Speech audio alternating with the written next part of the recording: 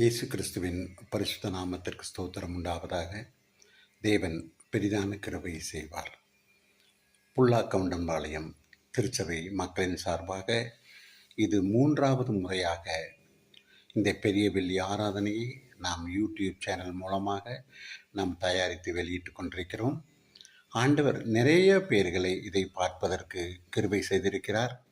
கட்டாயம் இதை நீங்கள், நம்முடைய நோக்கம் இதை எல்லோருக்கும் இதை நீங்கள் காண்பிக்க வேண்டும், எல்லோரும் பார்க்க வேண்டும், ஆண்டவருடைய நாமம் மகிமைப்பட வேண்டும்.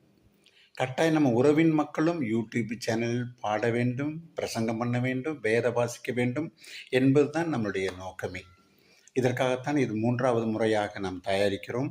இது தயாரிப்பது சின்ன வேலையல்ல, கொஞ்சம் எங்களை பொறுத்த அளவில் இது கொஞ்சம் கடினமான வேலை.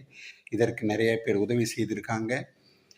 பூனாவிலிருந்து Rachanthan Jebas Prabhu, Cynthia Gladson, Elizabeth Lawrence, Bennet போன்றவர்கள் எல்லாம் இதை தயாரிப்பதற்கு உதவி செய்திருக்கார்கள். அவர்களுக்கும் நான் இந்த நேரத்தில் நன்றியை தெரிவித்துக் கொள்கிறேன். உண்மையிலேயே இது ஒரு ஆசீர்வாதமான சேனலாக இருக்க வேண்டும். இன்னும் பல நிகழ்ச்சிகளை இந்த சேனல் மூலமாக நாம் கொண்டு வரலாம். நாம் எல்லோரும் இணைந்து பயணிப்போம். அதே போல் இந்த பெரிய வெள்ளியிலே நாம் இந்த கேள்வி பதில்களை நாம் ஏறக்குறைய சாம்பல் புதலிலிருந்து இன்று வரை நாம் கேள்வி பதில்களை நாம் இதில் அறிவித்து வருகிறோம். ஏறக்குறைய ஒரு 60-70 பேர்களுக்கு மேலெல்லாம் தொடர்ந்து எழுதி கொண்டிருக்கிறார்கள் பதில்களை. டீச்சர்கள், ஹாஸ்பிட்டலுக்கு போகிறவங்க, ஆஃபீஸ் போகிறவங்க, அது இல்லாமல் வீட்டில் இருப்பவர்கள், இப்படி எல்லாருமே காலையில் 4 மணியிலிருந்து எனக்கு பதில் அனுப்பி கொண்டே இருக்கிறார்கள். அவர்கள் எல்லாம் ஆண்டவர் ஆசீர்வதிப்பார். இது இந்த கேள்வி பதில் எழுதுறது, இதில் பாடுகிறவர்கள், வசனம் வாசிப்பவர்கள், உண்மையிலேயே மிகவும் மகிழ்ச்சிக்குரிய விஷயம். ஒவ்வொருவரும் எடுத்துக்கொள்ளும் மகிழ்ச்சிகள் இந்த புல்லாக்கவுண்டன்பாளையம் உறவின் மக்கள் சார்பாக எல்லோருக்கும் நாங்கள் இந்த நேரத்தில் நாங்கள் வாழ்த்துகிறோம். ஆண்டவர் உங்களையும் உங்கள் குடும்பங்களையும் ஆசீர்வதிப்பார்.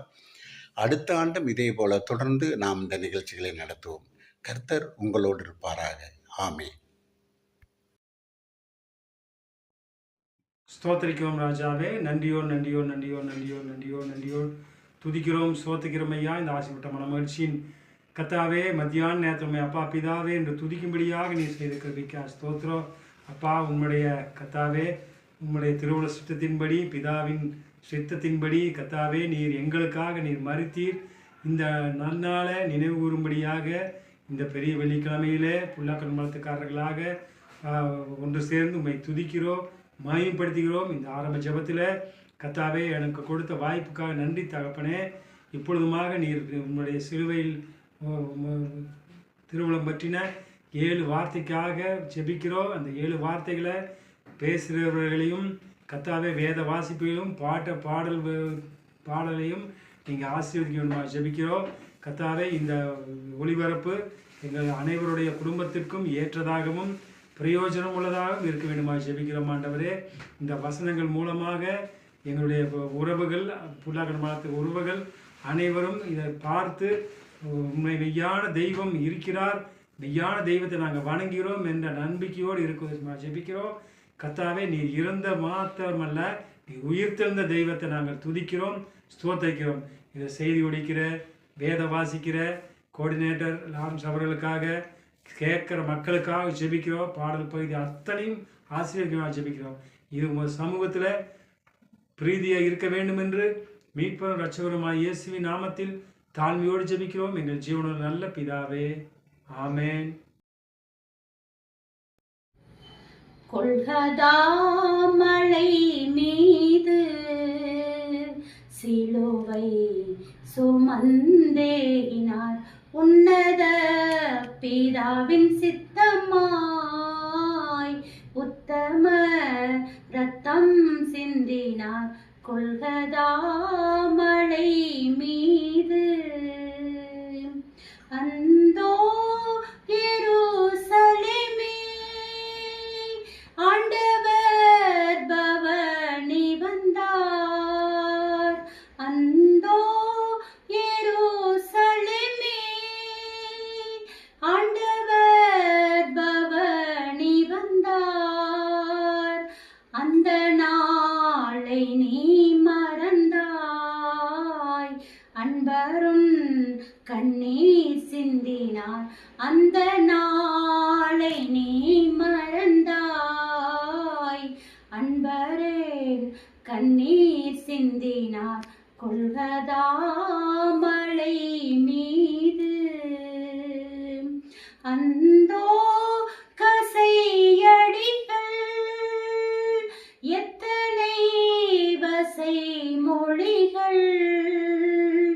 அந்தோ கசையடிகள் எத்தனை வசை மொழிகள்.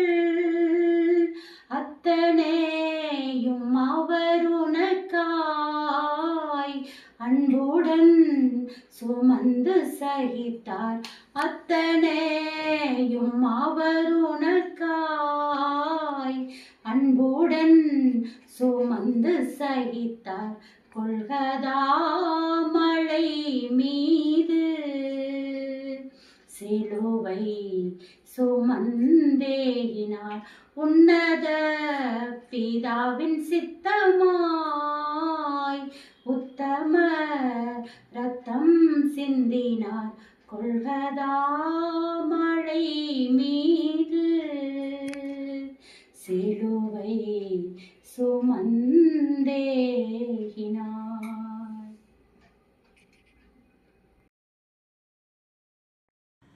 இயேசு சிலுவையில் மொழிந்த 7 வார்த்தைகளில் முதலாம் வார்த்தைக்குரிய வசனம் லூக்கா 23ஆம் அதிகாரம் 34ஆம் வசனம்.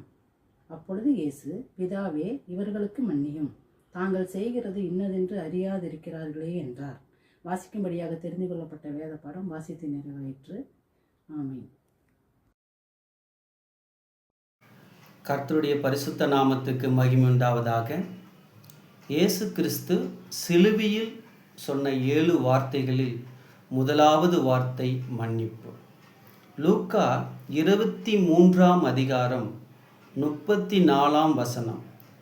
அப்பொழுது இயேசு, பிதாவே, இவர்களுக்கு மன்னியும், தாங்கள் செய்கிறது என்னதென்று அறியாது இருக்கிறார்கள் என்றார்.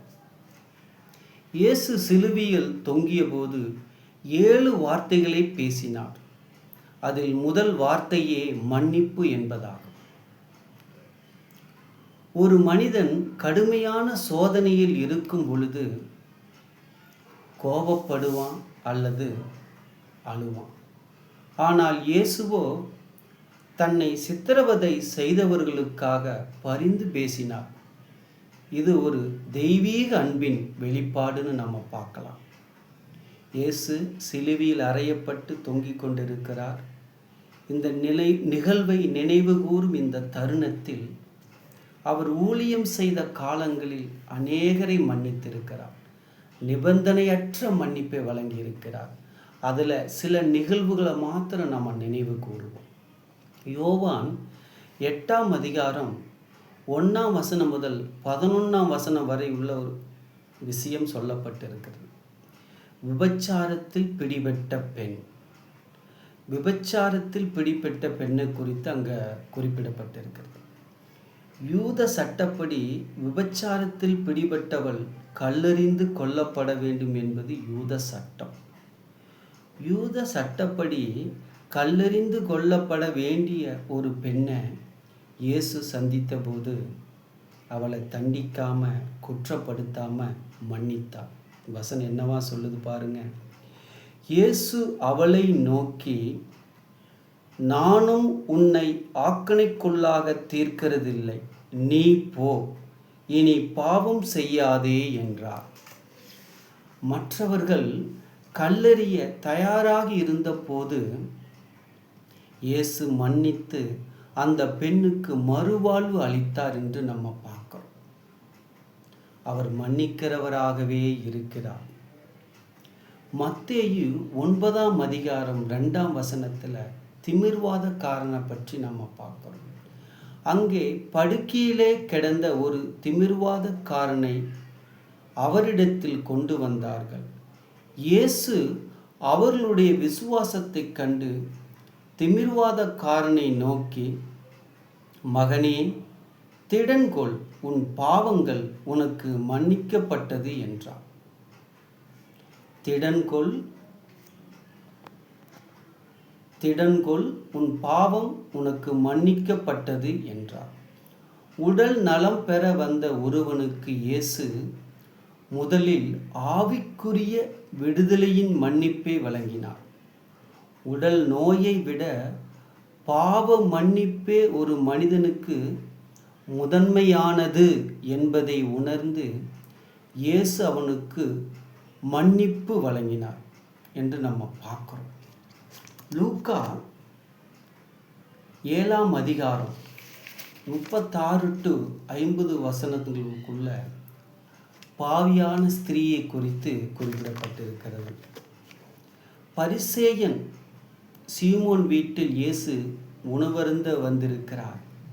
பாவியாக ஒரு ஸ்திரீ அங்கு வந்து இயேசுடைய பாதங்களை தன் கண்ணீரினால் நனைத்து தன்னுடைய தலைமுடியினால் துடைத்து அவருடைய பாதங்களை முத்தம் செய்து பரிமள தைலம் பூசினார்.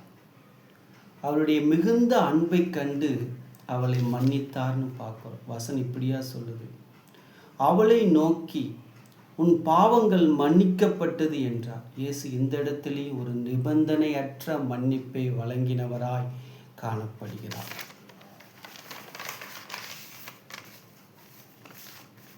இயேசு சிலுவையில் தொங்கிக் கொண்டிருக்கிற இந்த வேளையில் பார்த்தீங்கன்னா, இயேசு தன்னை சிலுவையில் அறைந்தவர்களுக்காகவும் தன்னை துன்புறுத்தினவர்களுக்காகவும் இந்த வேண்டுதலை செய்கிறார். உலக ரீதியாய் பார்த்தால் பழிவாங்கும் எண்ணம் தோன்றுவது இயல்பு. ஆனால் இயேசு அந்த துன்பத்தின் உச்சகட்டத்தில் மன்னியும் என்று வேண்டுகிறார். இறைவனின் எல்லையற்ற அன்பை காட்டுகிறது. தாங்கள் செய்கிறது என்னதென்று அறியாது இருக்கிறார்கள் என்று இயேசு கூறுகிறார்.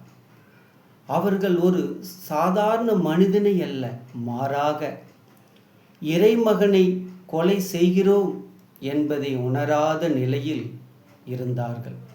மனிதர்கள் பாவத்தினால் குருடாக்கப்பட்டு உண்மையை அறியாமல் தவறு செய்கிறார்கள் என்பதை இது சுட்டி காட்டுகிறது. இயேசு ஒரு நீதிபதியாக நியாயம் தீர்க்காமல் ஒரு வழக்கறிஞரைப் போல பிதாவினிடத்தில் மக்களுக்காக பரிந்து பேசுகிறார். பிதாவினிடத்தில் பரிந்து பேசுகிறவராய் இருக்கிறார். தான் அனுபவித்த வழிகளை விட தன்னை துன்பப்படுத்தினவர்களின்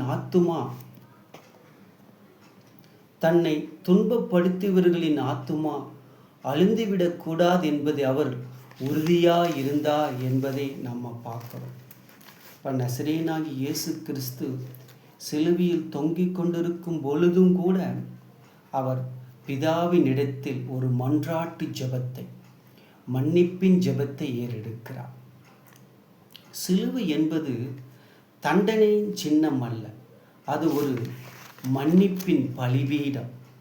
இயேசுவின் முதல் வார்த்தை நம்மை ஒரு கேள்வி கேட்கிறது. நாம் இருதயத்தில் இன்னும் யாரையாவது மன்னிக்காமல் வைத்திருக்கிறோமா? அன்பு செலுத்த முடியாதவர்களுக்கு அன்பு செலுத்த வேண்டும், மன்னிக்க முடியாதவர்களை மன்னிக்க வேண்டும். இதுதான் உண்மையான கிறிஸ்துவ வாழ்வு. இந்த தவக்காலத்தில் இயேசுவைப் போல நாமும் மன்னிக்கும் உள்ளத்தை பெற்றுக்கொள்ள வேண்டும். ஜெபம் செய்வோம். அன்புள்ள பிதாவே, சிலுவையில் நீர் காட்டிய நிபந்தனையற்ற மன்னிப்பை நாங்களும் எங்களுடைய உறவின் மக்களிடத்திலும் எங்களுடைய நண்பர்களிடத்திலும் இந்த சமுதாயத்திலும் நாங்கள் மன்னிக்கிறவர்களாய், உம்மிடத்தில் மன்னிப்பை கேட்கிறவர்களாய் காணப்பட கிருபை செய்தள்ள வேண்டுமாய் அருமை இரட்சகருமாய் இயேசுவின் மூலம் ஜெபம் கேளும் ஜீவனுள்ள தகப்பனே, ஆமென்.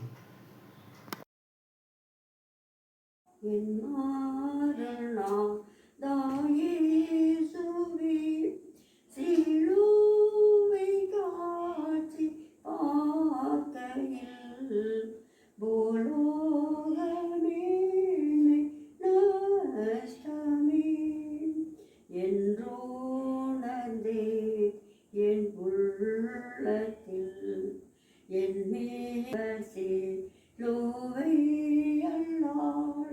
வேறெதை நான் பாராட்டுவேன் சீற்றின்பம் யாவும் ஆதினால் தாகாததென்று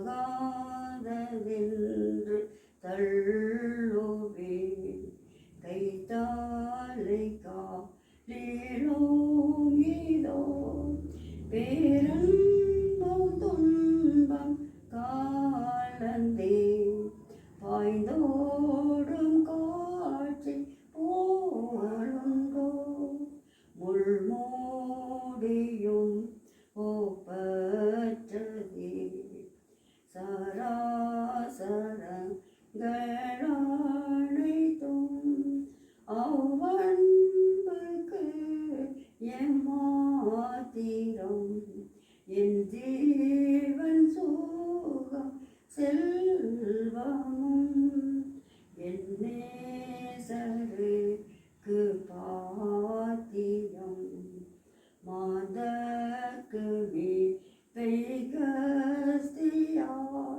சம்போதி தீர்ந்த இயேசுவே உமக்கு என்றும் தாசரார் மாஸ்தோத்திரம் உண்டாகவே.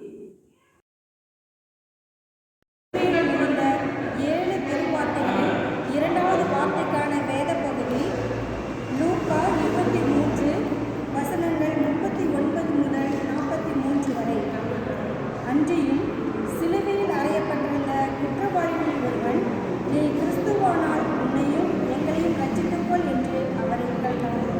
மற்றவன் அவனை நோக்கி, நீ இந்த ஆக்கினைக்குட்பட்டவனாயிருந்தும் தேவனுக்கு பயப்படுகிறதில்லையா?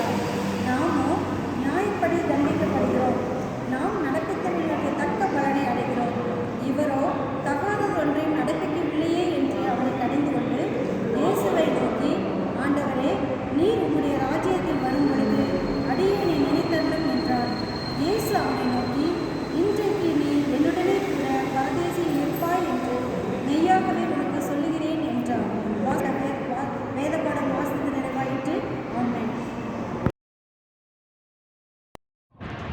ஆண்டவராகிய இயேசு கிறிஸ்துவின் இனிய நாமத்திலே புள்ளக்கவுண்டன்பாளையம் உறவுகளுக்கு என் வாழ்த்துக்களையும் வணக்கத்தையும் தெரிவித்துக் கொள்கிறேன். நமது ஆண்டவராகிய இயேசு கிறிஸ்து சிலுவையில் திருவாய் மொழிந்ததினா 2ஆம் திருவார்த்தை, இன்றைக்கு நீ என்னுடனே கூட பரதேசில் இருப்பாய். லூக்கா 23ஆம் அதிகாரம் 43வது வசனம். உலக ஜனங்களின் ஒட்டுமொத்த பாவங்களையும் தன்மேல் ஏற்றுக்கொண்டு அநீதியாளர்களின் நியாயமற்ற தீர்ப்பினால் சிலுவையில் உயர்த்தப்பட்ட இயேசு 2 கல்லர்கள் நடுவிலே ஒரு கல்வனை போல் தொங்கிக் கொண்டிருக்கிறார். 2 பக்கம் 2 கல்வர்கள். இந்த கல்வர்களை பற்றி நாம் யார் என்று பார்த்தால், இந்த 2 கல்லர்களும் ரோம அரசுக்கு விரோதமாக ரோம அரசாங்கத்தின் அடக்குமுறை அதிகாரத்திற்கு கீழ்ப்படியாமல் மக்களின் குரலாக வன்முறைதான் தீர்வு என்று சொல்லி வாழ்க்கையில் தடம் புரண்டு பல குற்றங்களை செய்து தங்களை தாங்களே அழித்து கொண்ட அந்த குற்றவாளிகள் தான் அந்த 2 கல்வர்களும். ஒரு கல்லன் சொல்லுகிறான், நீ ஆண்டவரானால் உன்னையும் ரட்சித்துக்கொள், என்னையும் ரட்சி என்கிறான். அங்கிருந்த ஜனங்கள் எல்லாரும், நீ கிறிஸ்துவானால் சிலுவையிலிருந்து கீழே இறங்கி வா என்று அவரை ஏளனம் செய்கிறார்கள். ஆனால் வலது பக்கத்து கல்லனோ அவன் சொல்லுகிறான், இவர் தகாதது ஒன்றையும் செய்யவில்லையே, நாமோ நியாயப்படி தண்டிக்கப்பட்டிருக்கிறோம். அவனுக்கு ஒரு மனசாட்சி இருக்குது. தான் செய்த குற்றத்தை அவன் ஒப்புக்கொள்ளுகிறான். அவன் சொல்லுகிறான், ஆண்டவரே, நீர் உம்முடைய ராஜ்யத்தில் வரும்பொழுது அடியானே நினைத்தருளும் என்று சொல்லி அவன் அறிந்திருக்கிறான். இவருக்கென்று ஒரு ராஜ்யம் இருக்கிறது, அந்த ராஜ்யத்திலே அவர் மீண்டுமாய் வருவார் என்று அவன் உணர்ந்தவனாய் ஆண்டவரை பார்த்து சொன்னான், உன்னுடைய ராஜ்யத்திலே வரும்பொழுது அடியேனை நினைத்தருளும் என்று. ஆண்டவர் சொன்னார், இன்றைக்கு நீ என்னுடனே கூட பரதேசில் இருப்பாய். அநேக குற்றங்கள் தவறுகள் செய்தவன், ஒரு மரண தண்டனை கைதி, தன் குற்றங்களை உணர்ந்து ஆண்டத்தில் அறிக்கை செய்த போது ஆண்டவர் ஒரு நொடி பொழுதில் அவன் குற்றங்களை எல்லாம் மன்னித்து அவனுக்கு பரலோக பரதேசின் வாழ்க்கையை கர்த்தர் அவருக்கு கொடுத்தார். அந்த கள்ளன் மிகவும் சந்தோஷப்பட்டிருப்பான். நான் எத்தனையோ தவறுகள் குற்றங்கள் செய்திருக்கிறேன், ஆனாலும் ஆண்டவர் என் குற்றங்களை எல்லாம் ஒரு நொடி பொழுதில் மாற்றி எனக்கு அந்த பரதேசின் வாழ்க்கையை கொடுத்தாரே என்று சொல்லி அவன் சந்தோஷப்பட்டான். இயேசுவும் சந்தோஷப்பட்டிருப்பான். என் பிள்ளை கடைசி நிமிஷத்தில் என்னை ஏற்றுக்கொண்டான் என்று சொல்லி ஆணும் சந்தோஷப்பட்டிருப்பார். பரலோகம் சந்தோஷப்பட்டிருக்கும். வேதம் சொல்லுகிறது, ஒரு பாவி மனம் திரும்பினால் பரலோகத்தில் மிகுந்த சந்தோஷம் உண்டாயிருக்கும் என்று சொல்லி, இப்பொழுது பாருங்கள், கள்ளனுக்கு சந்தோஷம், ஆண்டவருக்கு சந்தோஷம், பரலோகம் சந்தோஷப்படுகிறது. நாமும் கூட நம்முடைய பாவ குற்றங்களை ஆண்டோட சமூகத்திலே நாம் அறிக்கை செய்து விட்டுவிடும் பொழுது ஆண்டவர் ஒரு நொடி பொழுதிலே நம்முடைய பாவ குற்றங்களை எல்லாம் நமக்கு மன்னித்து அவரோடு கூட இருக்கிறார். அந்த பெரிய பாக்கியத்தை கர்த்தர் உங்களுக்கும் எனக்கும் ஈவாக கொடுக்க வல்லவராயிருக்கிறார். சகேவை பார்த்து சொன்னார், சகேவே, இன்றைக்கு இந்த வீட்டுக்கு ரட்சிப்பு வந்தது. நீயும் ஆண்டவரே, நீயும் ஆண்டவருடைய ஆபிரகாமின் குமாரனாய் இருக்கிறாயே என்று சொன்னார். 100க்கு அதிபதி, ஆண்டவரே நீர் ஒரு வார்த்தை சொல்லும் என்று சொன்ன பொழுது அந்த 100க்கு அதிபதியும் அந்த வேலைக்காரன் சுகமானான். அவர் ஆஸ்தியை கேட்கவில்லை, அந்தஸ்தை கேட்கவில்லை, அவர் உள்ளத்தை கேட்க தெய்வம். அவர் 2 கரங்களும் நீட்டப்பட்டவராய், மகனே மகளே, உன் நெஞ்சை எனக்கு தாராயோ, மோட்ச வாழ்வை தருவேன் பாராயோ என்று அவர் அழைக்கிறார். அவர் நம்மை தம்முடைய பிள்ளைகளாக ஒவ்வொருவரையும் அவர் வா பாவி மலைத்து நில்லாதே வா, என்னிடத்தில் ஒரு நன்மையும் இல்லை என்று எண்ணி செய்யாதே, உன்னிடத்தில் ஒன்றுமில்லை அறிவேன், உள்ளபடி வாவே என்று அழைக்கிற தெய்வம். நாம் நம்முடைய பாவ குற்றங்கள் எல்லாம் சிலுவை அண்டையிலே நாம் சமர்ப்பிக்கும் பொழுது ஆண்டவர் நமது குற்றங்களை எல்லாம் நமக்கு மன்னித்து அந்த பரலோக வாழ்வை இந்த செய்தியை கேட்கிற உங்களுக்கும் இந்த செய்தியை கொடுத்த எனக்கும் ஆண்டவர் தாமே அப்படிப்பட்ட அந்த நல்ல ஈவை தருவாராக. கர்த்தருக்கு மகிமை உண்டாவதாக. ஆமேன்.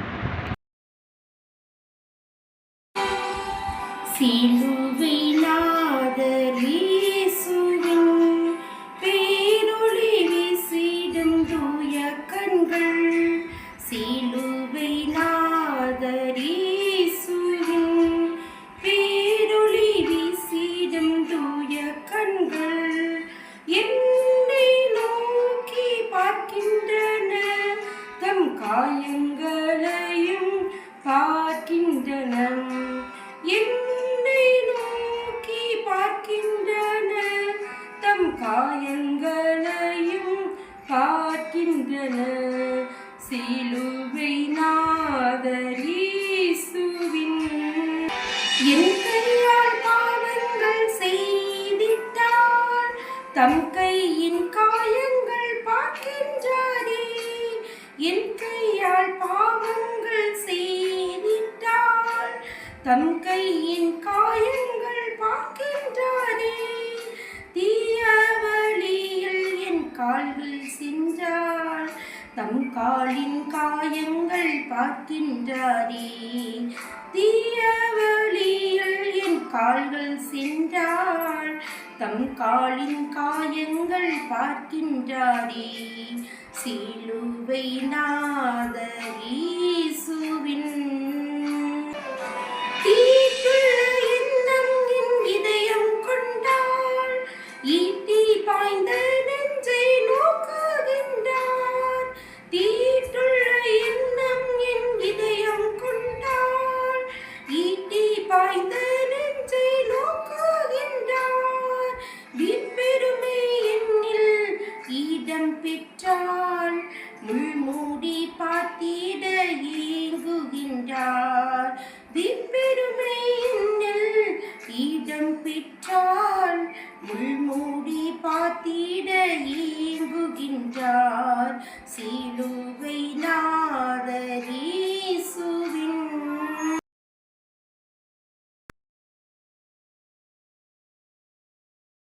எம்பெருமான் இயேசு பெருமான் சிலுவையில் அருளிய 7 வார்த்தைகளில் 3வது வார்த்தைக்கான வேத பகுதியை இப்போது வாசிக்க கேட்கலாம். யோவான் 19வது அதிகாரம் 26, 27 வசனங்கள். அப்பொழுது இயேசு தம்முடைய தாயையும் அருகே நின்ற தமக்கு அன்பாயிருந்த சீஷனையும் கண்டு தம்முடைய தாயை நோக்கி, ஸ்திரீயே, அதோ உன் மகன் என்றார். பின்பு அந்த சீஷனை நோக்கி, அதோ உன் தாய் என்றார். அந்நேரம் முதல் அந்த சீஷன் அவளை தன்னிடமாய் ஏற்றுக்கொண்டான் என்பதே.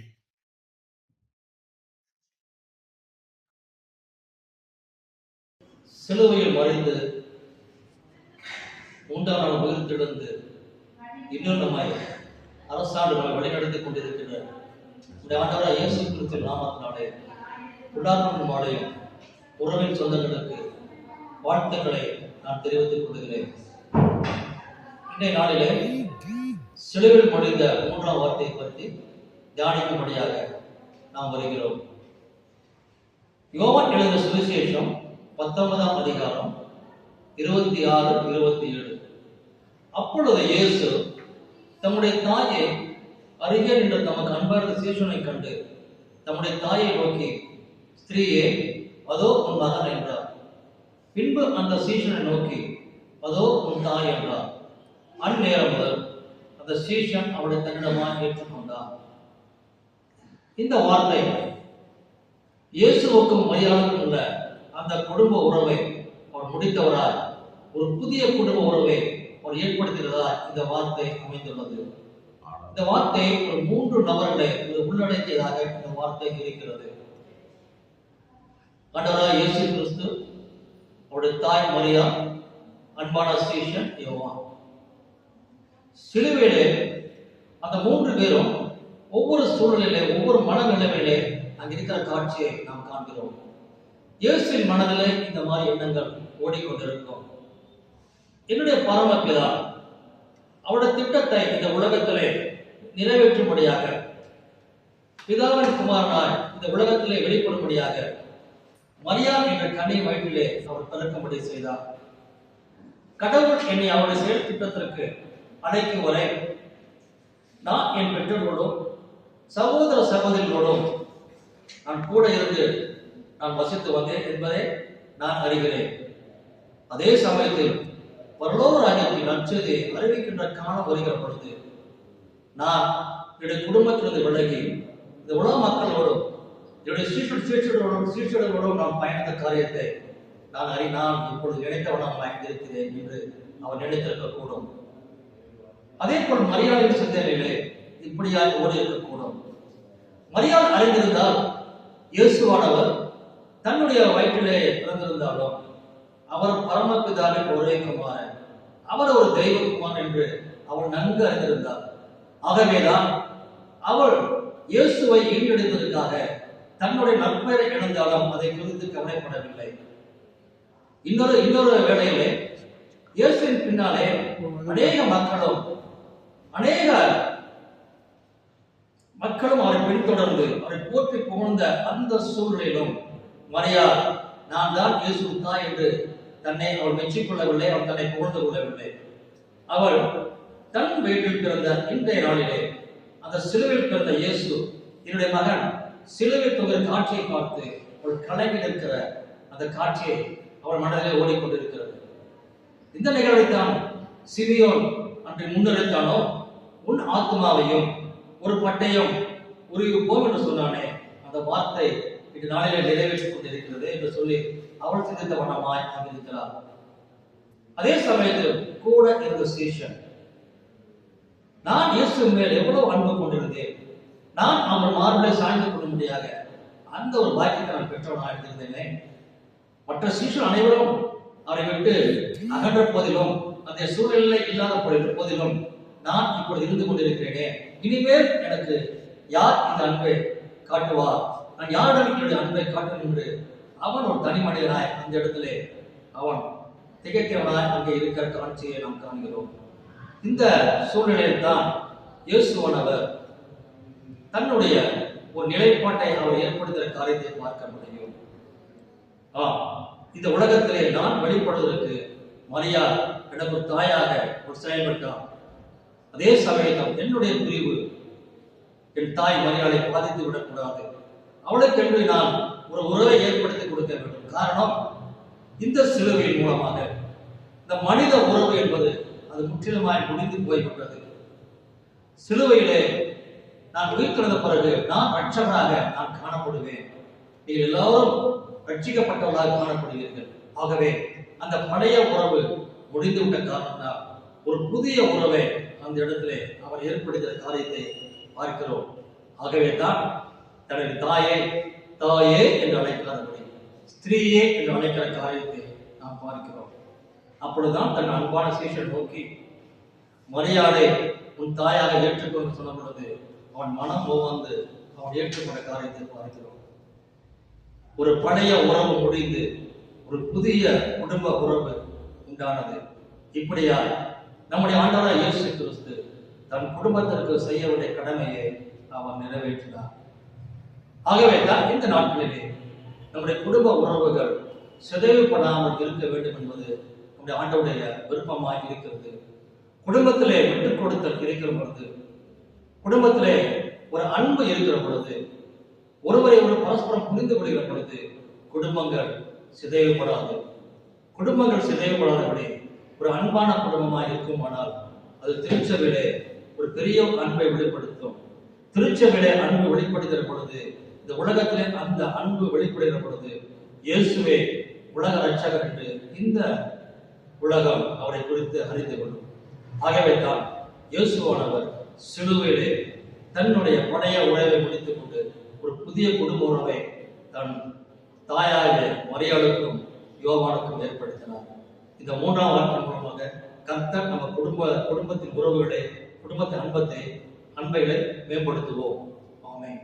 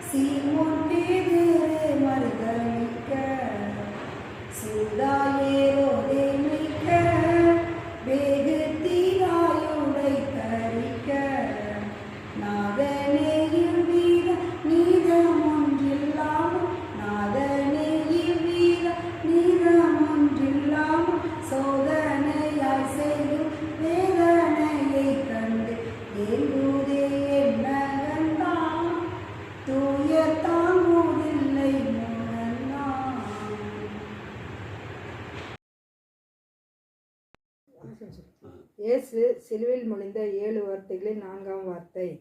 மத்தேயு 27ஆம் அதிகாரம் 46வது வசனம்.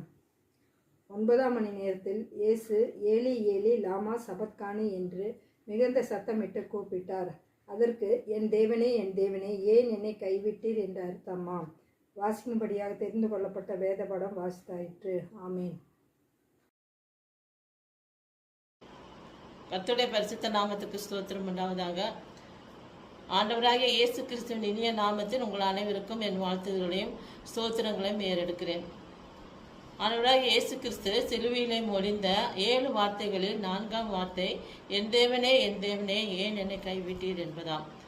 இந்த 4ஆம் வார்த்தை மத்தேயு எழுதின சுவிசேஷம் 27ஆம் அதிகாரம் 45வது வசனம் 46வது வசனத்திலும், மார்க் எழுதின சுவிசேஷம் 15ஆம் அதிகாரம் 33-34 வசனங்களிலும் வாசிக்கலாம்.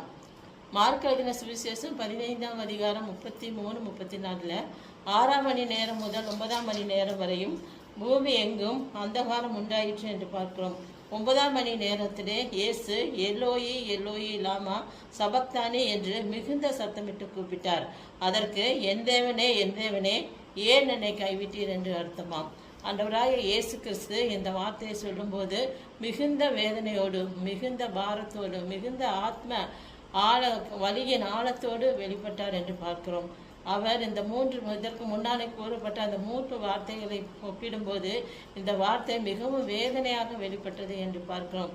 வேதனையின் குரலாக இந்த வார்த்தை வெளிப்பட்டது என்று பார்க்கிறோம். ஆண்டவராகிய இயேசு கிறிஸ்து இந்த வார்த்தையை சொல்லும்போது அவர் தம்முடைய தாய்மொழியாக பேசிய அராபிக் மொழியிலே பேசினார் என்று பார்க்கிறோம். அராபிக் மொழியிலே மத்தேயும் மார்க்கும் தன்னுடைய நூல்களிலே இது அராமிக் மொழிகளிலே மொழிபெயர்த்திருப்பார் என்று பார்க்கிறோம். அன்றைய நாட்களிலே பாலஸ்தீன மக்கள் இந்த மொழியை வழக்க மொழியாக பேசிக்கொண்டு வந்தார்கள்.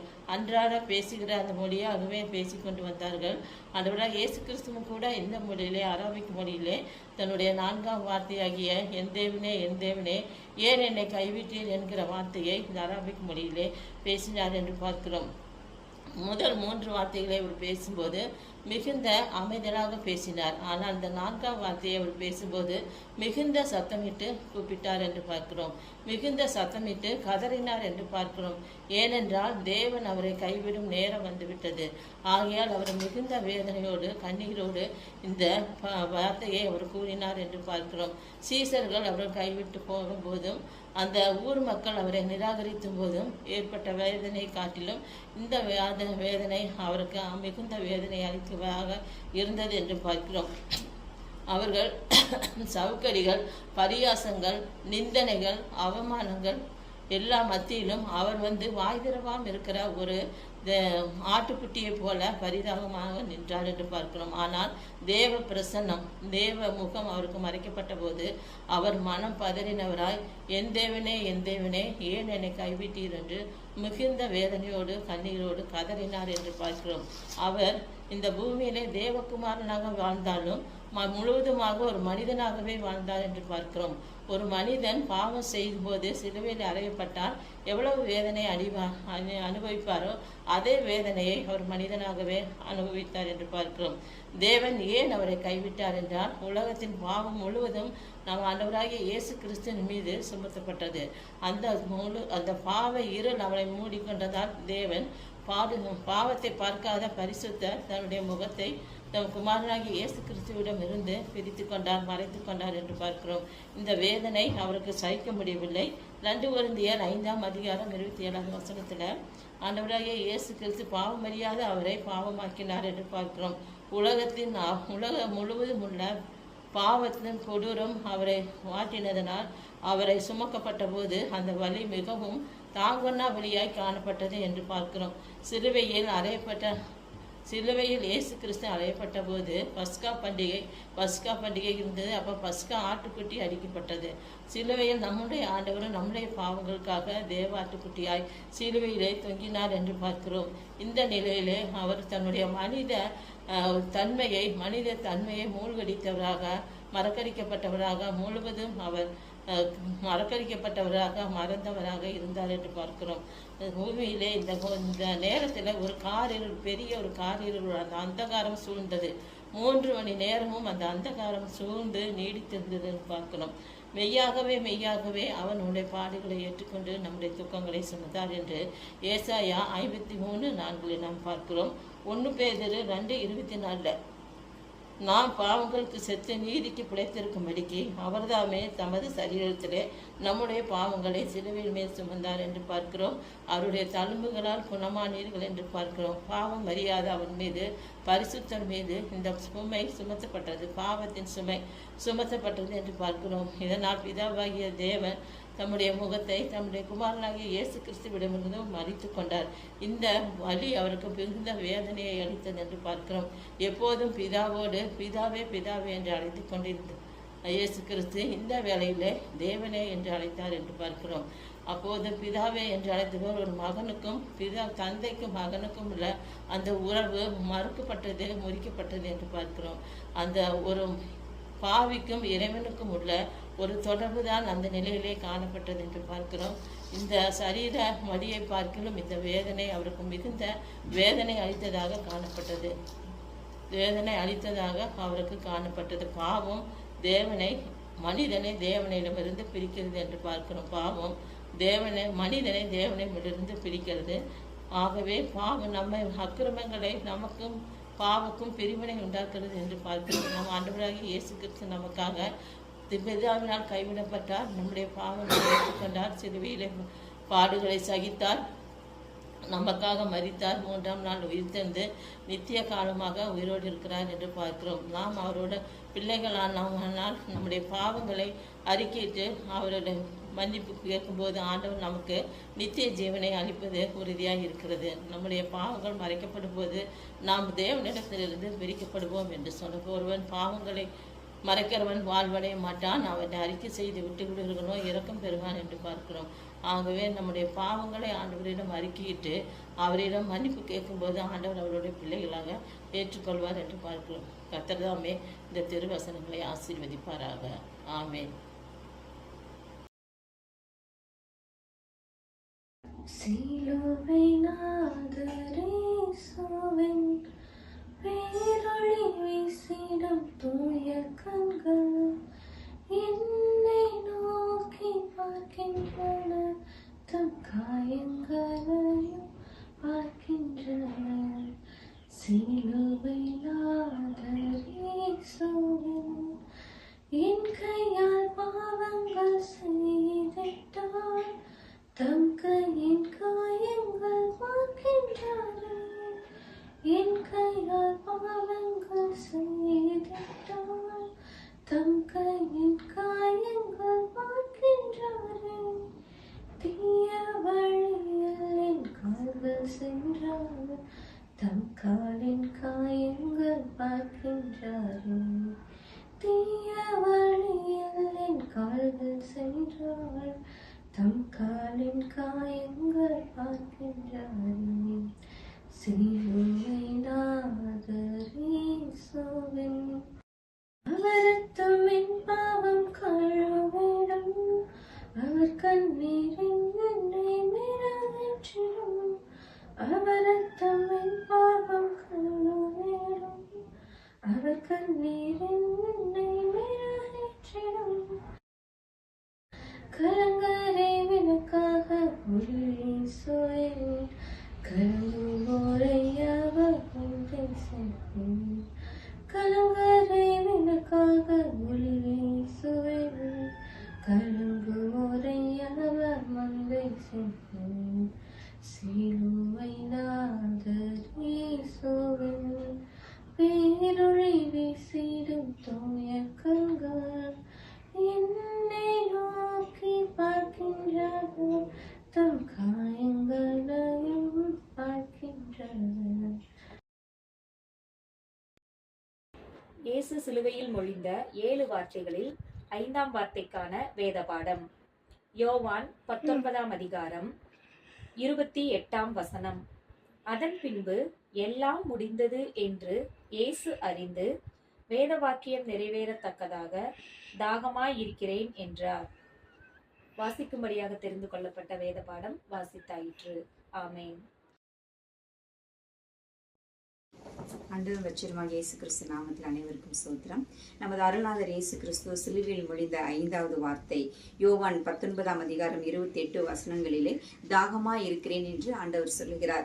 அவர் சில மணி நேரங்கள், அந்த கடைசி சில மணி நேரங்களில ஆண்டவருக்கு சிலுவையில தாகம் உண்டானது. சரீர பிரகாரமாகவும் மனதளவிலும் பாதிக்கப்பட்டிருந்தார் ஆண்டவர். அப்பொழுது அவருக்கு அதிக காயப்படுத்தி இருந்தபடினாலும், பேசக்கூடாத ஒரு வார்த்தையை ஜனங்கள் பேசி இருந்தபடினாலும், காயப்பட்டிருந்த நமது ஆண்டவராக ஆண்டவராக இயேசு கிறிஸ்துவுக்கு தாகம் உண்டானது. ஆகவே தான் ஆண்டவர் சொல்லுகிறார், தாகமா இருக்கிறேன் என்று. உடனே நாம் 29வது வசனத்தில் நம்ம பார்க்கிறோம், போர்ச்சேவகர்கள் கசப்பு கலந்த காடியை ஈசோப்பு தண்டினாலே கடற்காலானிலே தோய்த்து ஈசோப்பி தண்டின் மூலமாய் ஆண்டவருக்கு குடிக்க கொடுத்ததை நாம் பார்க்கிறோம். அன்றைக்கு ஆண்டவருடைய தாகத்தை அந்த போர்ச்சேவகன் தீர்த்ததை நாம் பார்க்கலாம். ஆனாலும் நம்முடைய ஆண்டவராகிய இயேசு கிறிஸ்து இன்றைக்கும் தாகத்தோடு இருக்கிறத நம்ம பார்க்கிறோம். ஏனென்று சொன்னால் அவர் நம்ம பார்க்குறோம் நியாயாதிபதிகளின் புஸ்தகத்தில் சிம்சோனுக்கு பயங்கரமான ஒரு தாகம் உண்டானது. அந்த வேளையில் கர்த்தர் அவனுடைய தாகத்தை லேகியின் பள்ளத்தாக்கி பிளந்து சிம்சோனுடைய தாகத்தை தீர்த்தார் என்று நம்ம பார்க்கிறோம். அது மாத்திரம் இல்லை, வனாந்திரத்தில் அத்தனை லட்சம், கிட்டத்தட்ட 6 லட்சம் புருஷர்கள் மாத்திரம் 6 லட்சம் பேர் இருந்தார்கள். அவர்களுக்கு அந்த வனாந்திரத்தில் தாகம் உண்டான பொழுது நமது ஆண்டவராக இயேசு கிறிஸ்து அவருடைய தாகத்தை தீர்க்கும்படியாக தண்ணீரை கொடுக்க முடிந்தது. இன்னும் வெளிப்படுத்தின விசேஷ நம்ம பார்க்கிறோம், தாகமா இருக்கிறவர்களே என்னிடத்துல எல்லாரும் வாருங்க, யாரெல்லாம் தாகமா இருக்கிறீர்களோ எல்லாரும் என்னிடத்துல வாருங்கள், நான் உங்களுக்கு இலவசமாகவே தண்ணீரை கொடுக்கிறேன் என்று ஆண்டவர் சொல்கிறார். அப்பேற்பட்ட நம்முடைய ஆண்டவருக்கு தாகமா இருக்கிறார். ஏன் அவர் தாகமா இருக்கிறார்? நாம் அதை சிந்திக்க வேண்டும். யோவான் 4ஆம் அதிகாரத்துல நாம் எடுத்து நாம் பார்த்தோம் என்று சொன்னால் அதுல சமாரிய பெண்ணை பற்றி எழுதப்பட்டிருக்கிறது. நம் ஆண்டவராகிய இயேசு கிறிஸ்து மிகுந்த களைப்புடையவர் ஐசீஷர்களோடு அந்த பகுதிக்கு வருகிறார். கிணற்றண்டையில் அவர் வந்து அமருகிறார். அவர் பசியும் இருந்துச்சு, அவருக்கு தாகமும் இருந்துச்சு. அவருடைய பசியை தீர்க்கும் வண்ணமாக எல்லாரும் என்ன பண்றாங்கன்னு சொன்னா சீஷர்கள் எல்லாரும் அவருக்கு உணவு வாங்கும்படியாக போயிட்டாங்க. அதே சமயத்தில் அந்த இடத்துல ஒரு சமாரிய பெண் கடந்து வந்தாள். அவளிடத்துல ஆண்டவருக்கு தாகம் அதிகமா இருந்தது. எனக்கு தாகத்துக்கு தண்ணீர் கொடு என்று ஆண்டவர் கேட்கிறார். நம்ம பார்க்கிறோம் இந்த 4ஆம் அதிகாரத்துல சமாரிய பெண் ஒருவேளை தண்ணீரை மொண்டு அவருக்கு கொடுத்தாளா? இல்லை. அவருடைய கைகளில் தண்ணீரை ஊற்றி குடியும் என்று சொன்னாலா? அதுவும் கிடையாது. ஆனாலும் அந்த இடத்துல அந்த சமாரியா ஸ்திரீவின் மூலமாக ஆண்டவருடைய தாகம் தீர்க்கப்பட்டது. எப்படி என்றால் யோவான் 4ஆம் அதிகாரம் 15வது வசனத்துல நம்ம பார்க்கிறோம், அது இப்படியாக எழுதப்பட்டிருக்கிறது, அந்த ஸ்திரீ அவரை நோக்கி, எனக்கு தாகம் உண்டாகாமலும் நான் இங்கே மொண்டுகொள்ள வராமல் இருக்கும்படி அந்த தண்ணீரை எனக்கு தர வேண்டும் என்று சொல்லுகிறாள். அப்படி என்றால் தாகத்தோடு இருக்கிற அருள்நாதர் இயேசு கிறிஸ்துவையுடைய தாகத்தை நாம் எப்படி தீர்க்க முடியும்? ஒருவேளை தூரத்துல நின்று கொண்டு சிலுவையில தொங்கிக் கொண்டிருக்கிற இயேசுவை பார்த்து பரிதாபப்படுகிறதுனால தாகத்தை தீர்க்க முடியாது. இல்ல ஆலயத்தில் அமர்ந்து கொண்டு இந்த 7 வார்த்தைகளை கேட்டுக்கொண்டு ஆண்டவரே சிலுவையில இப்படி தொங்கினீரே என்று சொல்லி நீங்க நினைத்து கொண்டு இருக்கிறதுனால பரிதாபப்படுகிறதுனால கர்த்தருடைய தாகத்தை உங்களால தீர்க்கவே முடியாது. சமாரியா ஸ்திரீயை போல நீங்களும் என்ன பண்ணணும்னு சொன்னா கிறிஸ்து அண்டை வரணும், அந்த சிலுவை அண்டை வரணும், ஆண்டவரிடத்துல கேட்கணும், ஆண்டவரே அந்த சிலுவையில இருந்து வருகிற அந்த ரட்சிப்பின் நீரூற்று எனக்கு வேண்டும் ஆண்டவரே, என்னுடைய தாகத்தை தீர்க்க வேண்டும் என்று சொல்லி நம்ம ஆண்டவரிடத்துல கேட்கணும். சமாரியா ஸ்திரீ கேட்டது போல நாம் ஆண்டவரிடத்துல என்னுடைய தாகம் தீர வேண்டும் ஆண்டவரே, எனக்கு அந்த தண்ணீரை கொடுங்கள் என்று நாம் கேட்கும் பொழுது ஆண்டவருடைய தாகம் தீருகிறது. இரண்டாவதாக நம்ம பார்க்கிறோம் யோவான் 4:28 அந்த ஸ்திரீ அந்த இடத்துல குடத்தை வச்சிட்டு ஊருக்குள்ள போய் அப்படின்னு சொல்லி எழுதப்பட்டிருக்கிறது. அப்படின்னா ஆண்டவருக்கு முன்னுரிமை அவள் கொடுக்கிறாள். அவ தண்ணீர் மொண்டுக்குள்ள அவளுடைய தேவைக்காக வந்தா. ஆனா இயேசு கிறிஸ்துவ தெரிஞ்சதுக்கு அப்புறம், இயேசு கிறிஸ்துவ அறிஞ்சதுக்கு அப்புறம், இவர் தான் மேசியா என்று தெரிஞ்சதுக்கு அப்புறம் அவள் என்ன பண்றா? அவளுடைய வேலையை ஒதுக்கி வச்சுட்டு ஆண்டவருக்கு முன்னுரிமை கொடுத்து அவள் போகிறத நம்ம பார்க்கிறோம். இன்றைக்கு நாமும் கூட நம்மளுடைய வேலைக்கு என்றைக்கு முக்கியத்துவத்தை கொடுக்கறத நம்ம நிறுத்துறோமோ அப்பொழுதுதான் ஆண்டவருடைய தாகம் தீர்க்கப்படும். முதலாவது தேவனுடைய ராஜ்யத்தை தேடணும், முதலாவது கர்த்தருக்கு நம்ம இடத்தை கொடுக்கணும். நம்முடைய வேலைகள், நம்முடைய தேவைகள், நம்முடைய குடும்பம் எல்லாம் இருக்கும், கட்டாயம் அதெல்லாம் இருக்கும். அதன் மத்தியிலும் ஃபர்ஸ்ட் ப்ரிஃபரன்ஸ் நம்ம அருள்நாதர் இயேசு கிறிஸ்துவுக்கு கொடுக்கணும். அப்பொழுதுதான் ஆண்டவருடைய தாகம் தீர்க்கப்படும். மூன்றாவதாக நம்ம பார்க்கிறோம் யோவான் 4:29 தான் செய்த எல்லாவற்றையும் ஒரு மனுஷன் எனக்கு சொன்னார் என்று சொல்லி ஊருக்குள்ளே போய் இயேசுவை பற்றி அவள் சுவிசேஷத்தை அறிவிக்கிறாள். நாமும் இன்றைக்கு இந்த இடத்துல நம்ம ஆண்டவருக்கு, ஆண்டவரே உம்மிடத்துல உம்மை பற்றி நான் மற்றவர்களுக்கு சொல்ல வேண்டும் என்கிற ஒரு வாஞ்சி நமக்குள்ள இருக்கணும். அப்பொழுதுதான் ஆண்டவருடைய தாகத்தை தீர்க்க முடியும். நம்ம இத்தனை வருடங்களா 2000 வருடம் ஆயிடுச்சு ஆண்டவர் சிலுவையில் அடிக்கப்பட்டு, இத்தனை வருடங்களா தலைமுறையாய் நம் சத்தியத்தை கேட்க இருக்கிறோம். இன்னைக்கு ஒரு சிலரால் சுவிசேஷம் அறிவிக்கப்பட்டதுனால தான் இன்னைக்கு நம்ம இத்தனை பேர் ரட்சிக்கப்பட்டு இந்த இடத்துல நம்ம இருக்கிறோம். இந்த சத்தியத்தை யூடியூப் வழியா நம்ம கேட்டுக்கொண்டு இருக்கிறோம். ஆனா நான் என்ன செய்யறேன்? தனிப்பட்ட முறையில நான் இயேசுவை மற்றவர்களுக்கு சொல்கிறேனா? ஆண்டவரை பற்றி, அந்த சிலுவையில அடிக்கப்பட்ட எனக்காக கல்வாரி சிலுவை என்னுடைய பாவங்களில் இருந்து என்னை மீட்கும்படியாக என் இயேசு கிறிஸ்து சிலுவையில் அறையப்பட்டார் என்ற நற்செய்தியை மற்றவர்களுக்கு நான் சொல்றேனா? அதை நாம் இன்னைக்கு யோசிக்கணும். அப்படி சொல்லுகிற வரையிலும் ஆண்டவருடைய தாகம் தீர்க்கப்பட முடியாது. இன்றைக்கும் ஆண்டவர் தாகத்தோடு தான் நம்மை நோக்கி பார்த்து கொண்டிருக்கிறார். ஆகவே உங்கள் அனைவரையும் நான் இந்த வேளையில நான் கேட்கிறேன், ஒருவேளை சுயநலமாக வாழ்ந்து கொண்டிருந்த வாழ்க்கை நமக்கு போதும். சுயநலமாக வாழ்ந்த நாட்கள் போதும். இயேசுவுக்காக எழும்பலாமா? இயேசுவுக்காக பேசலாமா? இயேசுவை அறிவிக்கும்படியாக நாம் புறப்படலாமா? ஆண்டவருக்கே மகிமை உண்டாகட்டும். ஆமென். கல்வாரி ஸ்நேகம் கரைத்திடும் என்னை, கல்மனம் மாற்றி கரைந்தோட செய்யும். கல்வாரி ஸ்நேகம் கரைத்திடும் என்னை, கல்மனம் மாற்றி கரைந்தோட செய்யும்.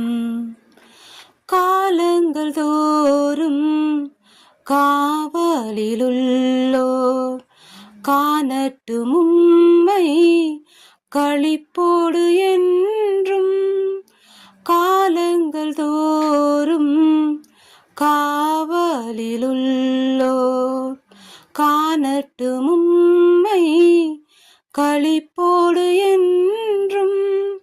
குருசதின் ரத்தம் குரல் கொடுக்கட்டும், குருசதின் ரத்தம் குரல் கொடுக்கட்டும்.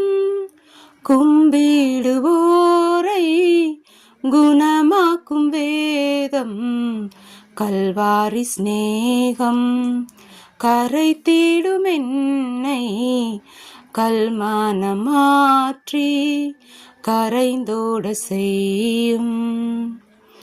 இருண்டதோர் வாழ்வில் இன்னமும் வாழ்வோர் இனியாவதுவும் திருமுகம் காண. இருண்டதோர் வாழ்வில் இன்னமும் வாழ்வோர் இனியாவதுவும் திருமுகம் காண. நாதாவும் ஸ்நேகம் பெருகட்டும் என்னில், நாதாவும் ஸ்நேகம் பெருகட்டும் என்னில். என்னை காணுவோர் உம்மை காணட்டும், கல்வாரி ஸ்நேகம். இயேசு சிலுவையில் மொழிந்த 7 வார்த்தைகளில் 6ஆம் வார்த்தைக்கு உண்டான வேத பாடம். பரிசுத்த யோவான் எழுதின சுவிசேஷம் 19வது அதிகாரம் 30வது வசனம். இயேசு காடியை வாங்கின பின்பு முடிந்தது என்று சொல்லி தலையை சாய்த்து ஆவியை ஒப்பு கொடுத்தார். வாசிக்கும்படியாக தெரிந்து கொள்ளப்பட்ட வேத பாடம் வாசித்தாயிற்று. தேவனுக்கே மகிமை உண்டாவதாக. ஆமேன். கல்வாரி சிலுவையிலே நம்முடைய அருள்நாதர் இயேசு கிறிஸ்து பேசிய 6வது வார்த்தை முடிந்தது. முடிந்தது என்று சொல்லும் பொழுது இந்த உலகத்திலே தான் எதற்காக வந்தேனோ அந்த காரியத்தை செய்து முடித்தேன், நிறைவேற்றது, முடிந்து விட்டது என்ற அர்த்தத்திலே அவர் சொல்லுகிறார். சமீபத்தில் ஒரு தலைவர் அவர் செய்த காரியங்களில் சில விஷயங்கள் நிறைவேற்ற போது முடிந்தது என்ற துணியிலே தன்னுடைய கையை காட்டினார். அது மிக பிரபல்யமாக மாறியது. முடிந்தது என்று சொல்லும்போது அவருடைய முகத்தில் ஒரு நிறைவு இருந்தது, ஒரு மகிழ்ச்சி இருந்தது. அதே போல் நம்முடைய ஆண்டவராக இயேசு கிறிஸ்து முடிந்தது என்று சொல்லும் பொழுது தான் செய்த கடமையை செய்து முடித்து விட்டேன் என்ற மன நிறைவோடு அதை சொல்லுகிறார். இந்த உலகத்தில் மனிதனாக பிறந்த நமக்கு மீட்பு பணியை செய்வதற்காக வல்லமையுள்ள இயேசு கிறிஸ்து இந்த உலகத்திலே வந்து சிலுவையிலே மரித்தார். God so loved the world that he hath given his only begotten Son, whosoever believeth in him should not perish but have everlasting life. தேவன் தம்முடைய ஒரே பேரான குமாரனை விசுவாசிக்கிறவன் எவனோ அவன் கெட்டுப்போகாமல் நித்திய ஜீவனை அடையும்படிக்கு அவரை தந்தருளி இவ்வண்ணமாய் உலகத்திலே அன்பு கூர்ந்தார் என்ற வார்த்தை வேதாகமத்தில் இருக்கிறது. சிலுவையின் மரண பரியந்தம் தன்னை தாழ்த்தினார். அதற்கு காரணம் என்ன? மனித குலத்தின் மீது ஆண்டவர் கடவுளுக்கு இருந்த அந்த அன்பு, பாசம். கிறிஸ்தவ மதத்தின் அடிப்படையே அன்புதான். அன்பின் அடிப்படையில் தான் கிறிஸ்தவம் கட்டப்பட்டிருக்கிறது. வெளிநாட்டிலிருந்து ஏகப்பட்ட மிஷனரிகள் இந்தியாவுக்கு வந்திருந்தார்கள். அவர்கள் மனிதர்கள் நடமாட முடியாத இடங்களுக்கெல்லாம் சென்று, பாதைகள் இல்லாத ஊர்களுக்கெல்லாம் சென்று, அங்கே கயிற்றுக்கட்டலிலே கொசு வலையை போட்டுக்கொண்டு படுத்து தூங்கி அவர்கள் எழுந்து கடவுளுடைய ஊழியத்தை செய்தார்கள். ஏழை எளிய மக்களுக்கு அன்பு பாராட்டினார்கள். அவர்கள் வளர்ச்சி பெற வேண்டும் என்பதற்காக அவர்கள் பள்ளிக்கூடங்களையும் கல்லூரிகளையும் மருத்துவமனைகளையும் கட்டினார்கள். அப்படி கட்டி அவர்கள் எல்லாம் உயர்த்துவதற்கு அவர்கள் பட்ட பாடுகள் ஏராளம். அப்படியே அவர்கள் தன்னுடைய உழைப்பை முடித்த பிறகு தன்னுடைய நாட்டுக்கு திரும்பி போகாமல் இங்கேயே மரித்து போயிருக்கிறார்கள். இதுதான் கிறிஸ்தவ அன்பு. அப்படிப்பட்ட அன்பிலே உருவாக்கப்பட்ட நாம் இன்று அந்த அன்புள்ளவர்களாக இருக்கிறோமா? அப்படிப்பட்ட அந்த மிஷனரிகள் உருவாக்கின கிறிஸ்தவ பள்ளிகளிலும் கிறிஸ்தவ கல்லூரிகளிலும் மருத்துவமனைகளிலும் ஏழை எளிய மக்களுக்கு இலவசமாக ஊழியம் செய்கின்ற வேலையை நாம் செய்கிறோமா? இந்த பெரிய வெள்ளிக்கிழமை அன்று நாம் சிந்திக்க வேண்டிய ஒரு முக்கியமான விஷயம். நாம் உயர்ந்து விட்டோம், நாம் மேல்நிலைக்கு வந்து விட்டோம், நம்மிடம் வசதியான வீடுகளும் கார்களும் இருக்கின்றன என்பதற்காக நமக்கு கீழே இருக்கிற மக்களை தூக்கி விடுகின்ற அந்த பொறுப்பு நமக்கு இல்லாமல் போய்விடக்கூடாது. இப்பொழுது பார்க்கும் பொழுது சில மருத்துவ கல்லூரிகளிலும் நர்சிங் காலேஜ் போன்றவற்றிலும் டீச்சர்ஸ் ட்ரைனிங் ஸ்கூல்ஸ் காலேஜஸ் போன்றவற்றிலும் நம்முடைய மாணவர்களை, நம்முடைய சொந்த மாணவர்களை சேர்ப்பதற்காக ஏராளமான பணங்கள் கட்ட வேண்டிய கேபிட்டேஷன் என்ற பெயரில் கட்ட வேண்டிய சூழ்நிலை உருவாகியிருக்கிறது. இதுதானா கிறிஸ்தவ அன்பு? இப்படிப்பட்ட அன்புக்காகத்தானா தன்னுடைய ஜீவனை சிலுவையிலே ஆண்டவர் கொடுத்தார்? இப்படிப்பட்ட அன்புக்காகத்தான் மிஷனரிகள் பல நாடுகளிலிருந்து வந்து இங்கே உழைத்தார்கள். இங்கே உழைத்த அந்த மிஷனரிகளை நிலைத்து பார்க்கும் பொழுது நாம் செய்வது சரிதானா என்று இந்த காலத்திலே செய்து யோசித்து பார்க்க வேண்டியிருக்கிறது. நம்முடைய உழைப்பு, நம்முடைய செயல்கள் நமக்கு கீழே இருக்கிறவர்களை உயர்த்துவதற்காகத்தான் இருக்க வேண்டுமே தவிர நம்முடைய வாழ்வின் வளப்படுத்திக் கொள்வதற்காக அல்ல என்பதை உணர வேண்டும். இந்த சிறியனுக்கு, இந்த எளியோனுக்கு எதை செய்கிறீர்களோ அதையே எனக்கு செய்தீர்கள் என்று நம்முடைய ஆண்டவராகிய இயேசு கிறிஸ்து சொல்லுகிறார். அப்படி செய்யாதவர்களே அவர் உங்களை எனக்கு தெரியாது என்று சொல்லிவிடுகிறார். நான் உடையற்றவனாக இருந்தேன், நீங்கள் எனக்கு உடை கொடுக்கவில்லை. நான் பசியோடு இருந்தேன், எனக்கு நீங்கள் உணவு தரவில்லை. நான் சிறைச்சாலையில் இருந்தேன், நீங்கள் என்னை பார்க்க வரவில்லை. உங்களை நான் அறியேன் என்று சொல்லிவிடுவார்.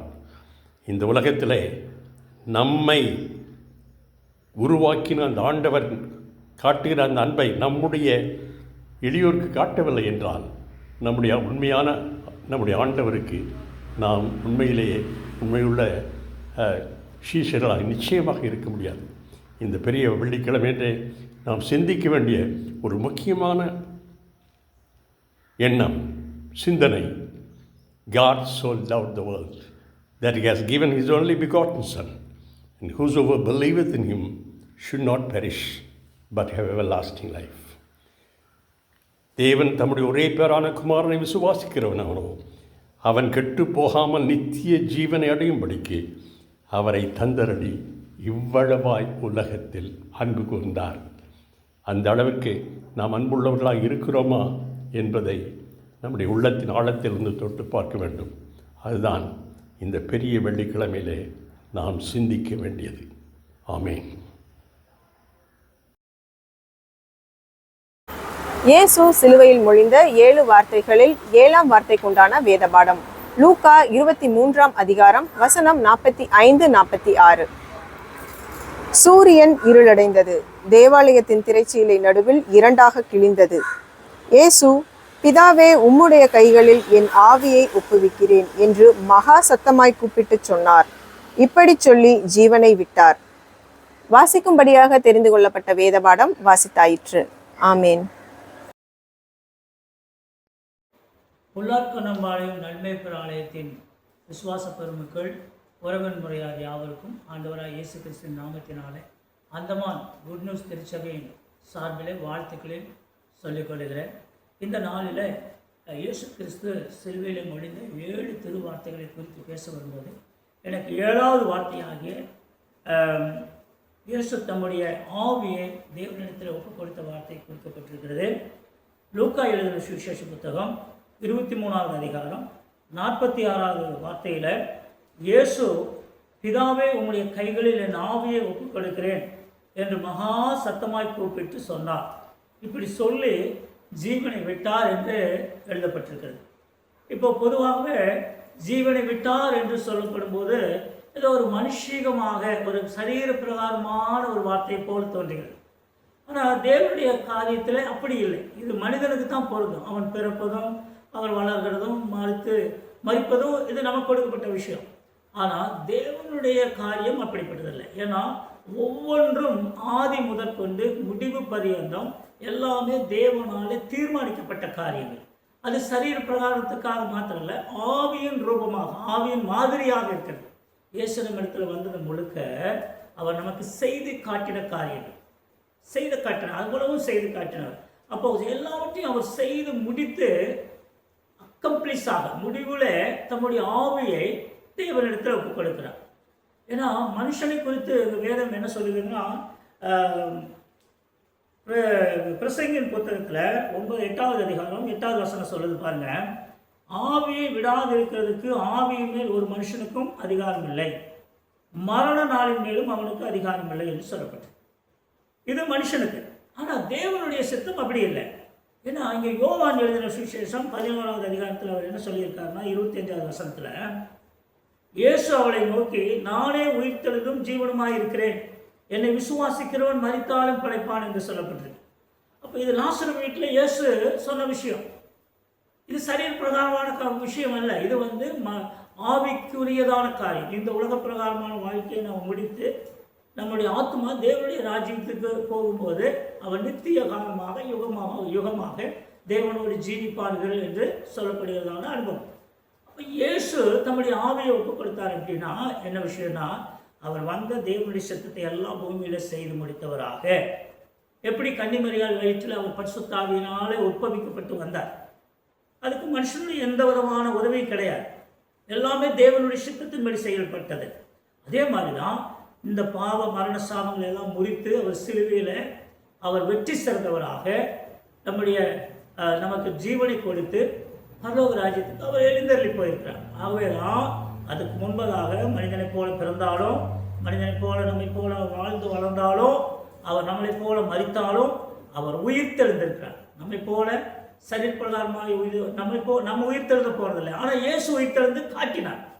அதுக்கு முன்பாக அவர் தம்முடைய ஆவியை பிதாவினுடைய கையில் அவரே ஒப்புக் கொடுத்திருக்கிறார். நம்ம அப்படி ஒப்புக் கொடுக்க முடியாது. நம்ம ஆவி விரும்பினாலும் விரும்பாவிட்டாலும் நம்ம எடுத்துக்கொள்ள முடியாது.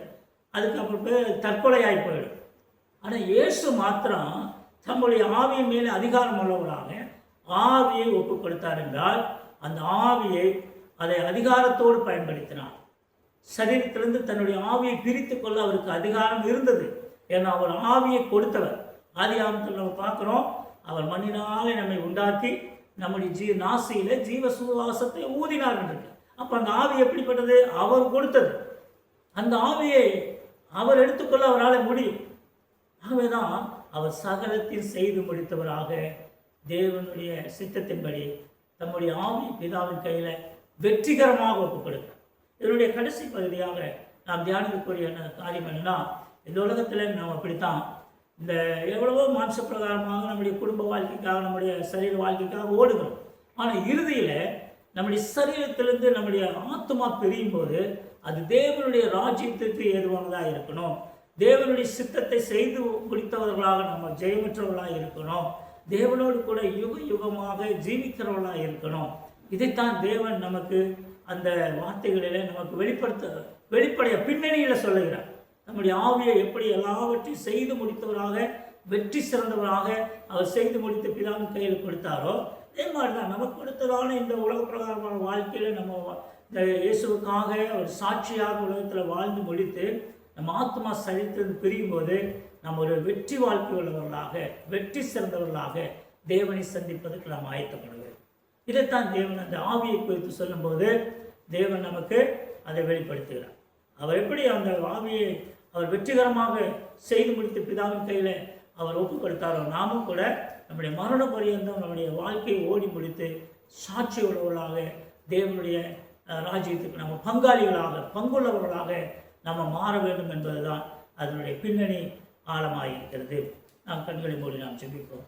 பரிசுத்தமான எங்கள் நல்ல பிதாவே, அந்த 7வது வார்த்தையில் நீர் எப்படி நம்முடைய ஆவியை நீர் எல்லாவற்றையும் செய்து முடித்தவராக பிதாவின் கையில் ஒப்புக் கொடுத்தீரோ, அப்படியாகவே நாங்களும் இந்த உலகத்தில் ஒரு நல்ல விசுவாச வாழ்க்கையில் பரிசுத்த வாழ்க்கையில் ஓடி முடித்து வெற்றிகரமாக உங்களுடைய ராஜ்யத்தை நாங்கள் வந்து சேர்வதற்கு எங்களுக்கு ஆற்றலையும் ஞானத்தையும் விசுவாசத்தையும் பக்தி விருத்தியும் நீர் தர வேண்டும் என்று நாங்கள் ஜெபிக்கிறோம். எல்லா துதியும் கனமும் மகிமையும் உமக்கே செலுத்துகிறோம். இயேசு கிறிஸ்துவின் நாமத்தில் பிதாவே, ஆமென்.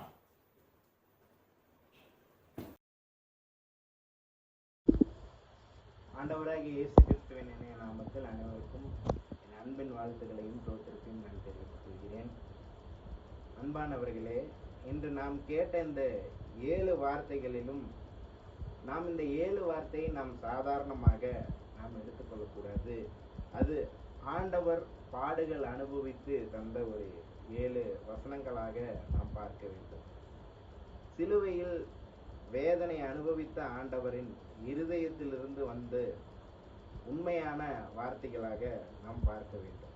இந்த 7 வார்த்தையில் நாம் பார்க்கிறோம்: மன்னிப்பு, ரட்சிப்பு, அன்பு, தாகம், நிறைவேற்றம், முழு ஒப்புக்கொடுத்தல் என பல வித்தியாசமான முறைகளிலும் நாம் இந்த 7 வார்த்தைகளிலும் நாம் காண முடிகிறது.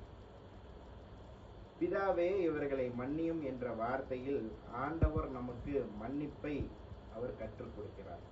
இன்று நீ என்னுடனே பரதீசியில் இருப்பாய் என்ற வார்த்தையில் அவர் நம்பிக்கையை நமக்கு கொடுக்கிறார். இதோ உன் தாய் என்ற வார்த்தையில் அவர் அன்பையும் பொறுப்பையும் அவர் வெளிப்படுத்துகிறார்.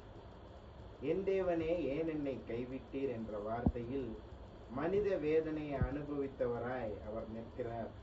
எனக்கு தாகம் என்ற வார்த்தையில் அவர் நமக்காகவும் பல துன்பங்களையும் அவர் அனுபவித்து நம்மை சுமக்கிறவராக அவர் இருக்கிறார். முடிந்தது என்ற வார்த்தையில் ரட்சிப்பு திட்டம் நிறைவேறியது. உம்முடைய கையில் என் ஆவியை ஒப்புக் கொடுக்கிறேன் என்ற வார்த்தையில் முழு ஒப்புக் கொடுத்தல் அவர் வெளிப்படுத்துகிறார். அன்பானவர்களே, இந்த 7 வார்த்தைகளிலும் ஆண்டவர் வெறும் நினைவுகளாக நம்மளுக்கு அவர் கொடுக்கவில்லை. ஆகையால் நம்முடைய வாழ்க்கையை மாற்ற வேண்டும் என்று ஆண்டவர் விரும்புகிறார். நாமும் மாறுவோம். மன்னிக்காத மனதை விட்டுவிடுவோம். நம்பிக்கை இல்லாத வாழ்க்கையை மாற்றுவோம். அன்பில்லாத உறவுகளை சீர் செய்வோம். துன்பத்தில் கூட தேவனை பிடித்துக் கொள்வோம். உம்முடைய வாழ்க்கையை ஆண்டவருக்கு ஒப்பு கொடுக்கிறாயா என்று யாரேனும் கேட்டால் நம்முடைய வாழ்க்கையை ஆண்டவருக்கு ஒப்பு கொடுக்கிறோம் என்று நாம் சொல்லுவோம். சிலுவை ஒரு தோல்வியின் சின்னமாக இந்த உலகம் பார்த்தாலும் அது ஜெயத்தின் சின்னம் என்று நாம் வாழ்ந்து காட்ட வேண்டும். இன்று சிலுவையில் இறந்தவர் நாளை உயிர்த்தெழுவார். ஆகையால் இந்த பெரிய வெள்ளி நம்மை மனதிரும்ப செய்ய ஒரு புதிய வாழ்க்கைக்கு ஒரு அழைப்பாக இருக்கிறது. சிலுவையின் அன்பை உணர்ந்து அந்த அன்பில் வாழ நாம் தீர்மானிப்போம். கர்த்தர் தாமே இந்த வார்த்தையை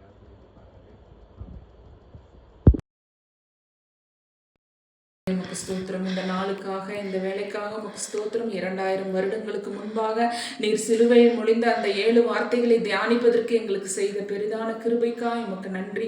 இந்த நாளில் கூட கத்தாவே வேதம் வாசித்த பிள்ளைகளை ஆசீர்வதிங்க, பாடல் பாடின பிள்ளைகளை ஆசீர்வதிங்க, ஜெபித்த பிள்ளைகளை ஆசீர்வதிங்க, மெசேஜ் கொடுத்த பிள்ளைகளை ஆசீர்வதிங்க, 7 வார்த்தைகளை விளக்கமாக தெளிவாக உரைத்த பிள்ளைகளை ஆசீர்வதிங்க ஏசப்பா. இந்த புல்லாக்கவுண்டம் பாளையம் சார்பாக நாங்கள் செய்கிற இந்த சிறு ஊழியத்தை ஆசீர்வதிங்க ஏசப்பா. இதன் மூலம் இந்த உலகம் முழுவதும் ஏசப்பா நீரே உண்மையான தெய்வம் என்பதை அனைவரும் அறிந்து கொள்ள நீரே கிருபை செய்திருங்க. இந்த 7 வார்த்தையில உமது ஜீவன் இருக்கிறது கத்தாவே அப்பா. அதை ஒவ்வொருவரும் தியானிக்க நீரே கிருபை செய்திருளும். உண்மையாலுமே உமது சிலுவை பாடிகளை நாங்கள் உணர்ந்து கொள்வதற்கு ஒவ்வொருவருக்கும் நீர் கிருபை செய்திருள்ள வேண்டுமா நாங்கள் ஜெபிக்கிறோம். புல்லாக்கவுண்டம் பாளையத்தில் சிறு பிள்ளைகள் முதல் பெரியவங்க வரைக்கும் அங்கங்கே இருக்கிற எல்லா ஊர்களிலும் இருக்கிற ஒவ்வொருவரையும் ஆசீர்வதையும் பாதுகாத்து கொள்ளுங்க. தேவைகள் எல்லாவற்றையும் சந்தித்துள்ளுங்க. இந்த சிலுவை தியான ஆராதனையை நல்லபடியாக நடத்துவதற்கு துவக்கம் முதல் முடிவு வரைக்கும் அதை பொறுப்பேற்று நடத்தி வருகிற லாரன்ஸ் அங்கிளுக்காக ஜெபிக்கிறோம். அவரையும் ஆசீர்வதித்து அவரையும் அவர் குடும்பத்தாரையும் ஆசீர்வதித்து உயர்த்த வேண்டுமாய் நாங்கள் ஜெபிக்கிறோம். இயேசுவின் நாமத்தில் ஜெபிக்கிறோம் எங்கள் ஜீவனுள்ள நல்ல பரமபிதாவே. ஆமேன்.